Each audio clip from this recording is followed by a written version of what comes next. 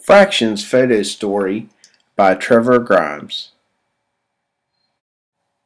Al-Hussar, who lived in the 12th century, was believed to be the father of fractions. He taught math in Septa, Africa. Hussar developed a modern symbol for fraction, also known as the horizontal line. It is used to separate the numerator and the denominator. The Egyptians were one of the first civilizations to use fractions as a means for constructions. The use of fractions are demonstrated on one of the 7 wonders of the world, the pyramid. The Egyptians used the golden ratio for their architecture, which refers back to the modern-day fractions. Students everywhere cringe at the sound of the word fraction. Because there are so many concepts that go along with solving fractions, students assume fractions are impossible, and they fail to realize the ease of how they use fractions in everyday life. The 4 functions or operations that we are going to touch on include addition, subtraction, multiplication, and division. We will also cover how to reduce these fractions once we complete the function or the operation. The first operation we will look at is addition. This will include fractional problems that include denominators that are the same and different. When the denominator is the same, you simply add the numerator. But if the denominator is different, you must first find a common denominator and then add the numerator. The second operation we will look at is subtraction. Subtraction is very similar to addition in the fact that if you have a common denominator, you simply have to subtract the numerator. However, if you have a different denominator, you must first find a common denominator and then you can subtract. With multiplication, you look at the numerator and denominator and multiply straight across. You first take your 2 numerators and multiply them together across to get your answer. The second step is to take your 2 numerators and multiply them together. With division, there are 2 ways to solve it. 1, you use the reciprocal, or 2, using a picture. You can either cross multiply, or you can flip the second fraction and then multiply. Once you multiply, then you can reduce. To reduce a fraction means to remove a common factor that the numerator and denominator both have. This means that you have to factor both the numerator and denominator and then cancel any factors that appear in both the numerator and denominator. Multiply the numbers in the numerator together to get the new numerator. Multiply the numbers in the denominator to get the new denominator.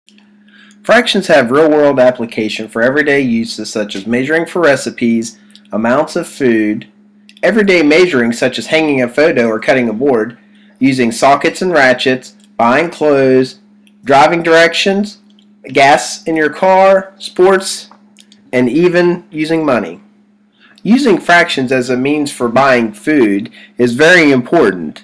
If you're having a party and you can't decide how much food you're going to need, you can easily break it down using fractions to decide how much food you're going to need to buy for how many people that you're going to have over for your party. It is very important to use fractions for measuring food for your recipes. If you would like for your food to turn out correct, you have to know the proper measurements and how to apply these measurements for the ingredients that go into the recipe that you're cooking for your dinner, lunch, or breakfast. Measuring is used in people's jobs, in their hobbies, and every other day uses. If it weren't for measuring, people would still be living in caves. Measuring in fractions is also used in computer programs such as Word. Many tools require the use of fractions. Measuring tapes, sockets and wrenches, and also sewing machines. Sockets and wrenches are used for many things such as tightening bolts, using it to fix your vehicle, and many other uses. You also use fractions when you go shopping. This could be when you're trying to measure to buy food, to buy clothing for measure, and also to figure out the percentage off when you have things that are on sale that you are wanting to purchase.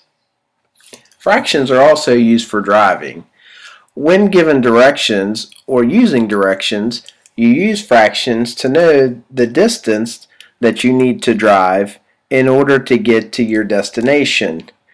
In this demonstration, it is showing that it is 3/4 miles to turn off to go to Albany. Also for driving, you will see that fractions are used to tell how much gasoline that you have in your vehicle. Without this measurement, you would have to use other forms of math to figure out how many miles per gallon that you use and how much you have to get where you're going. Fractions have many uses for sports. In football, fractions are used to show the distance between yard markers. In baseball, fractions are used to show the statistics of the players that are playing during the game, whether pitching or batting. And finally, fractions are used for money. When counting change, fractions demonstrate the amounts that we have, whether it's 1/4 of a dollar, 5 cents of a dollar, 10 cents of a dollar, or even a 50-cent piece. These are all fractional measurements. I want to thank you for viewing my video. It was a Grimes production about fractions, the operations, the history, and the everyday uses. Once again, thank you for viewing.